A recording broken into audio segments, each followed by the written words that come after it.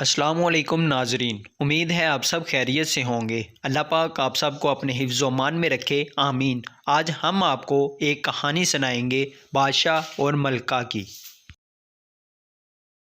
Subscribe करें हमारे channel को और बेल आइकन पर क्लिक करें। बादशाह और मलका बहुत दिनों बाद दूसरे मुल्कों की सैर करके वापस अपने महल आए थे, इसलिए इनके आने से पूरे महल में खुशी की लहर दौड़ गई।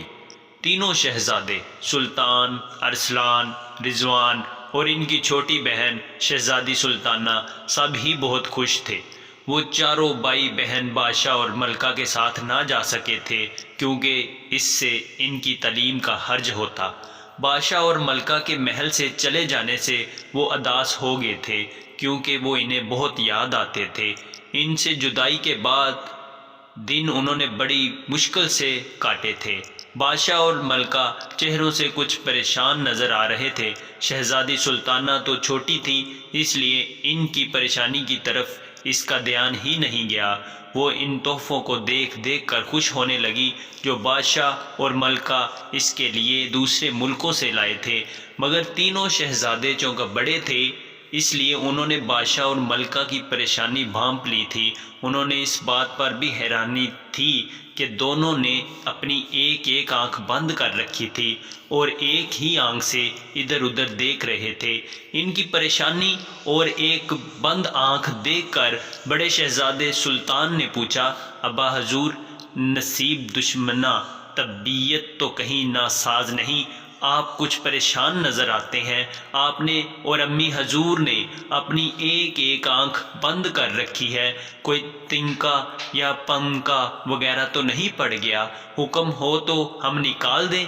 बादशाह ने दूसरी आंख भी खोलते हुए उदासी से जवाब दिया, शहजादे, हम कुछ नहीं, बहुत परेशान हैं।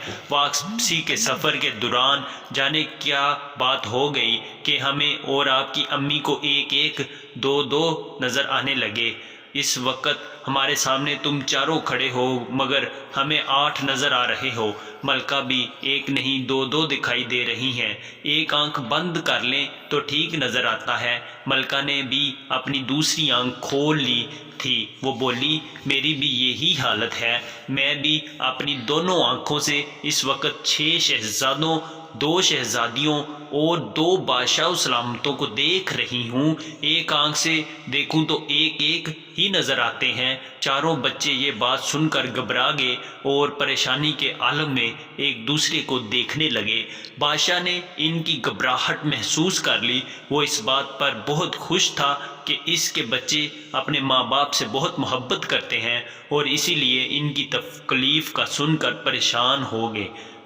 इन्हें तसल्ली देने की खातर इसने कहा, फ़िक्र की बात नहीं, जब हम एक आंख बंद करके देखते हैं तो हमें हर चीज़ फिर एक ही नज़र आती है। हम एक आंख से ही देखते देखते ज़िंदगी गुजार लेंगे। मनचले शहजादे अरसलान ने जल्दी से एक कनीज़ को भेजकर शाही तबीब को बुलवाया। शाही तबीब ने बादशाह और मलका का तफसीली मुआयना करके मायूसी से सर हिला दिया और बोला, एक एक के दो दो दिखाई देने वाली इस बीमारी का कोई इलाज मेरे पास नहीं है। मैंने इस बीमारी के बारे में अपने बुजुर्गों से सुन रखा है। बादशाह सलामत और मलका साहिबा सिर्फ इसी सूरत में ठीक हो सकते हैं कि जादू की पहाड़ की तरफ चोटी पर लगे अजीब व गरीब रंग बिरंगे दरख्तों से सेब तोड़ कर लाए जाएं और इन्हें खिला दिए जाएं। इसके अलावा कोई इलाज कारगर साबित नहीं होगा। मगर इस जादू के पहाड़ पर पहुंचना आसान काम नहीं। एक बहुत बड़ा और खौफनाक शेर पहाड़ वाले रास्ते की पहरेदारी करता है और बड़े बड़े खतरनाक परिंदे पहाड़ पर मंडलाते रहते हैं। तीनों शहजादे एक साथ बोले, कोई बात नहीं, हम जादू के पहाड़ पर से सेब लाएंगे। हमसे अपने अब्बा हजूर और अम्मी हजूर की परेशानी नहीं देखी जाती। इस वक्त बादशाह की दोनों आंखें खुली हुई थीं। इसने तीनों शहजादों को देखते हुए घबरा कर कहा, अगर तुम 6 के 6 चले गए तो महल की तन्हाई हमें काटेगी। छोटे शहजादे रिजवान ने मुस्कुरा कर कहा, अब्बा हजूर, आप फिक्र न करें, हम सिर्फ 3 ही जाएंगे, बकिया 3 को महल में ही छोड़ जाएंगे। अगले रोज़ वो तीनों शहजादे अपने सफ़र पर रवाना हो गए। वो चलते लगे تو شہزادی سلطانہ بھی ضد کرنے لگی کہ وہ بھی ان کے ساتھ جائیں گی۔ اسے بڑی مشکلوں سے منع کر روکا گیا۔ راستہ واقعی بہت خطرناک تھا، پھر بارشیں بھی شروع ہو گئی تھیں، اس وجہ سے ان کا سفر اور بھی دشوار ہو گیا۔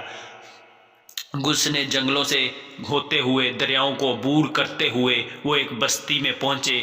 بارشوں نے ہر طرف تباہی مچا دی تھی اور گھروں کو شدید نقصان پہنچایا تھا۔ بستی میں انہوں نے دیکھا کہ ایک بوڑھی عورت اپنے ٹوٹے ہوئے مکان کی مرمت کر رہی ہیں۔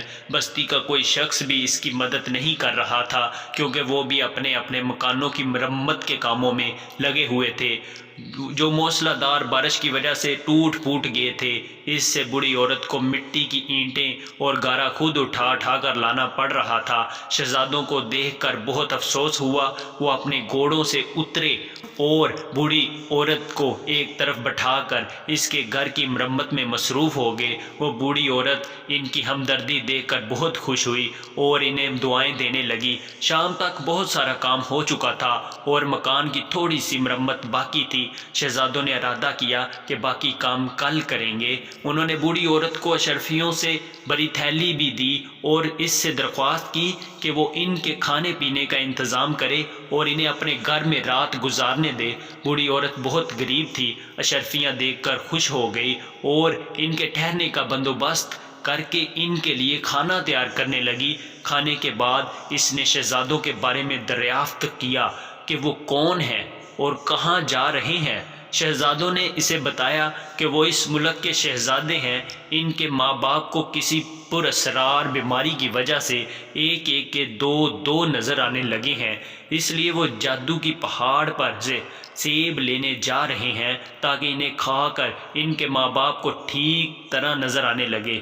ان کی بات سن کر وہ عورت سوچ میں پڑ گئی اور کچھ دیر خاموش رہنے کے بعد بولی، شہزادے ہونے کے باوجود تم نے مجھ غریب اور بوڑھی عورت کی مدد کی۔ میں تمہاری بہت شکر گزار ہوں۔ تم تینوں بہت نیک اور رحم دل شہزادے ہو۔ میں اس جادو کے پہاڑ کے متعلق جانتی ہوں۔ اس کی خاصیت یہ ہے کہ جو بھی اس پر چڑھنے کی کوشش کرتا ہے، اس کے قدم پہاڑ پر جم جاتے ہیں۔ وہ کتنا ہی زور لگا لے، اپنے قدم آگے نہیں بڑھا سکتا، بس ایسا ہی لگتا ہے جیسے اس کے پاؤں کسی نے جگڑ لیے ہیں۔ پھر اس پر چڑھنے والے راستے پر ایک شیر بھی ہوتا ہے۔ جب اس انسان کے پاؤں پہاڑ سے چپک جاتے ہیں تو وہ شیر اس پر حملہ کر کے اسے ہڑپ کر جاتا ہے۔ یہ بات سن کر شہزادے پریشان ہو گئے۔ عرفان نے کہا، یہ تو بڑی مشکل ہو گئی ہے۔ جب ہمارے قدم ہی چپک جائیں گے تو ہم اس خونخوار شیر کا کیسے مقابلہ کریں گے اور پہاڑ کی چوٹی پر کیسے پہنچیں گے؟ تم لوگوں کو پریشان ہونے کی ضرورت نہیں ہے۔ تم نے میری مدد کی ہے، میں تمہاری مدد کروں گی۔ بوڑھی عورت نے کہا، اب تم لوگ کھانا کھا کر آرام کرو، کل اپنے سفر پر روانہ ہو جانا۔ مشقت کا کام کرنے کی وجہ سے تینوں شہزادے بہت تھک گئے تھے۔ کھانا کھا کر جو وہ لمبی تان کر سوئے ہیں تو انہوں نے دوسرے روز کی ہی خبر لی تھی۔ اگلے دن انہوں نے جلدی جلدی مکان کا بقیہ کام نپٹایا۔ کام مکمل ہو گیا تو بوڑھی عورت نے اپنا صندوق کھول کر اس میں سے سرخ رنگ کا ایک جوتا، ایک جال اور ایک سنہرا تیر نکال کر انہیں دیا اور کہا، بہت پہلے میں ایک پری کے گھر خادمہ کا کام کرتی تھی۔ وہ بہت اچھی پری تھی اور میرا بہت خیال رکھتی تھی۔ جب اس کا دل جادو کی مختلف چیزوں سے بھر جاتا تھا تو وہ انہیں پھینکتی نہیں تھی بلکہ مجھے دے کر کرتی تھی۔ صندوق میں موجود یہ چیزیں اسی نے مجھے دی تھیں۔ جب تم لوگ پہاڑ کے نزدیک پہنچو گے تو تمہیں اس کے پاس ایک شیر ملے گا۔ وہ پہاڑ پر چڑھنے والے راستے کا نگران ہے۔ وہ بہت خونخوار ہے۔ جب وہ تم پر حملہ کرنے کے لیے چپٹے تو تم اس پر یہ جادو کا جال پھینک دینا۔ یہ جال اس کو اپنی لپٹ میں لے لے گا۔ تم وہاں آسمان پر بہت بڑے بڑے خوفناک پرندے بھی دیکھو گے۔ یہ پرندے اسی پہاڑ پر منڈلاتے رہتے ہیں اور ان رنگ برنگے درختوں کے سیب ان کی غذا ہے۔ یہ کسی کو ان کے پاس پھٹکنے نہیں دیتے۔ تم اس جادو کے تیر کو ان کی جانب پھینک دینا۔ یہ بجلی کسی تیزی کے ساتھ ان سب کا ایک ایک کر کے خاتمہ کر کے دوبارہ تمہارے پاس آ جائے گا۔ جب ان خوفناک پرندوں کا خاتمہ ہو جائے تو پھر تم میں سے کوئی ایک یہ جادو کے جوتے پہن کر پہاڑ پر چڑھ جائے ان کے پہننے سے اس کے قدم پہاڑ سے نہیں چپکیں گے۔ پہاڑ کی چوٹی پر بہت سارے درخت لگے ہوں گے، ان کے پتے رنگ برنگے ہوں گے۔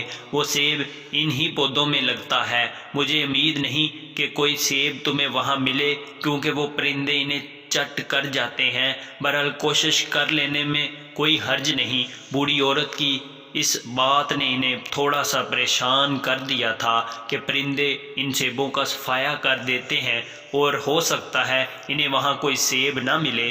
بہرحال انہوں نے تمام چیزیں لے کر اس بوڑھی عورت کا شکریہ ادا کیا اور دوبارہ اپنے سفر پر روانہ ہو گئے۔ ان کے گھوڑے آرام کرنے کی وجہ سے تازہ دم ہو گئے تھے، اس لیے وہ جلدی ہی منزل مقصود پر پہنچ گئے۔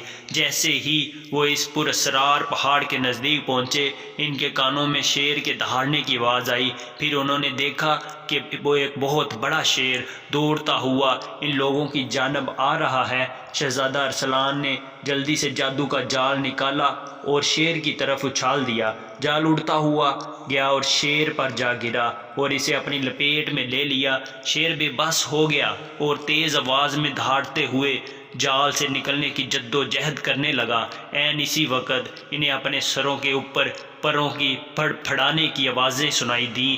انہوں نے اوپر دیکھا، کیا دیکھتے ہیں کہ بہت سارے دیو مکاتم پرندے خوفناک آوازوں میں چینکتے ہوئے ان کے سروں پر منڈلا رہے ہیں اور ان پر چپٹنے کی فکر میں ہیں۔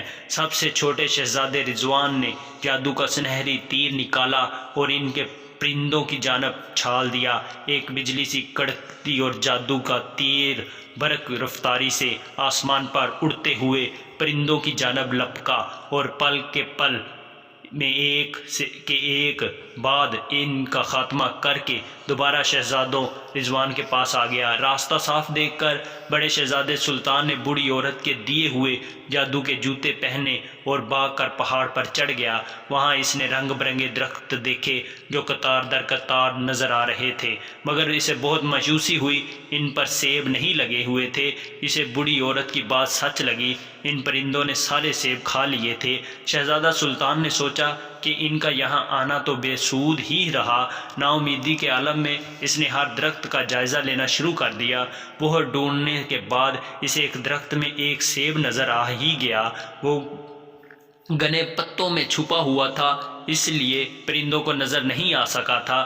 شہزادہ سلطان نے اسی کو غنیمت جانا اور اسے توڑ کر اپنی جیب میں رکھ لیا اور بھاگ کر پہاڑ سے اتر کر اپنے بھائیوں کے پاس آ گیا۔ اس نے اپنے دونوں بھائیوں کو بتا دیا تھا کہ اسے صرف ایک ہی سیب ملا ہے۔ وہ بھی بہت افسوس کرنے لگے۔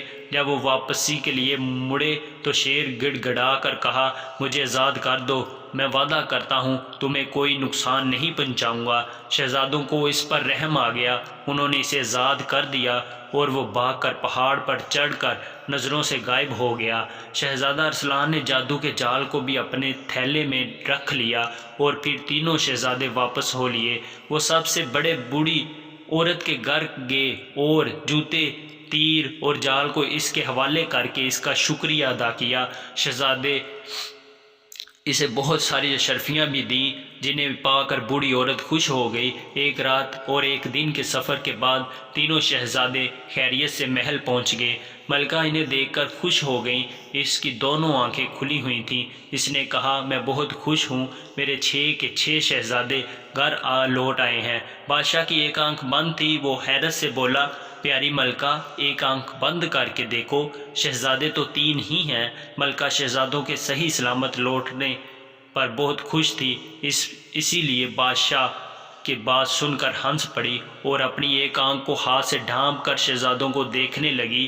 شہزادہ سلطان اداسی سے بولا، امی حضور، وہاں درخت سے ہمیں صرف ایک ہی سیب ملا ہے، کوئی بات نہیں، یہ سیب بادشاہ سلامت کھا لیں گے، میں تو محل میں ہی رہتی ہوں، مجھے 2 نظر آئیں یا 4 کوئی فرق نہیں پڑتا، تمہارے ابا حضور کو دوبارہ لگانا پڑتا ہے، حکومت کے کام چلانے کے لیے سب لوگوں سے ملنا پڑتا ہے، وہ سیب کھا کر ٹھیک ہو جائیں گے تو بہتر ہے۔ نہیں ملکہ، ہم اتنے خود غرض نہیں ہیں کہ ہماری آنکھیں تو ٹھیک ہو جائیں اور ہماری پیاری ملکہ کو ایک ایک کے 2 نظر آئیں، ہم یہ سیب نہیں کھائیں گے۔ اسی وقت شہزادی سلطانہ وہاں آ گئی۔ اسے دیکھ کر ملکہ بولی، نہ آپ کی نہ میری، یہ سیب کون کھائے گا، اس کا فیصلہ ہماری بیٹی کرے گی۔ شہزادی سلطانہ کو ساری کہانی کا علم تھا اور وہ جان گئی تھی کہ اس کے بھائیوں کو صرف ایک ہی سیب ملا۔ وہ آگے بڑھی، اپنے ایک بھائی کے ہاتھ سے سیب لیا، پھر دوسرے بھائی کی کمر میں ڈھانسا ہوا خنجر نکالا اور سیب کے 2 ٹکڑے کر کے ایک بادشاہ کو اور دوسرا ملکہ کو تھما دیا۔ دونوں نے جیسے ہی سیب کھایا دونوں کی آنکھیں بالکل ٹھیک ہو گئیں۔ پیاری ملکہ، ہمیں دونوں آنکھوں سے سب ایک ایک نظر آ رہے ہیں، بادشاہ نے خوشی بھری آواز میں کہا، اور بادشاہ سلامت مجھے بھی۔ ملکہ چہک کر بولی، اللہ کا شکر ہے، یہ سب میری عقل مند شہزادی کی وجہ سے ہوا ہے۔ شہزادہ سلطان نے کہا، سیب کو آدھا آدھا کر کے کھلانے کی ترکیب تو ہم میں سے بھی کسی کے ذہن میں نہیں آئی تھی۔ ماشاءاللہ، ہماری بہن تو بہت عقل مند ہے، ہم بہت خوش نصیب ہیں، اللہ نے ہمیں بہادر شہزادوں اور عقل مند شہزادی سے نوازا ہے۔ بادشاہ نے کہا۔ اپنی تعریف سن کر شہزادی سلطانہ خوش ہو گئی اور شہزادہ سلطان کا ہاتھ پکڑ کر بولی، چلیں اب اسی بات پر مجھے اپنے گھوڑے پر بیٹھا کر میدان کا ایک لمبا چکر دلوا لا کر لائیں، اسی خوشی میں ہم بھی اپنی بہن کے ساتھ باہر گھومنے جائیں گے۔ شہزادہ رضوان نے شہزادہ ارسلان کو دیکھتے ہوئے ہنس کر کہا، اور پھر وہ سب باہر نکل گئے۔ بادشاہ اور ملکہ انہیں مسکرا کر جاتا ہوا دیکھنے لگی۔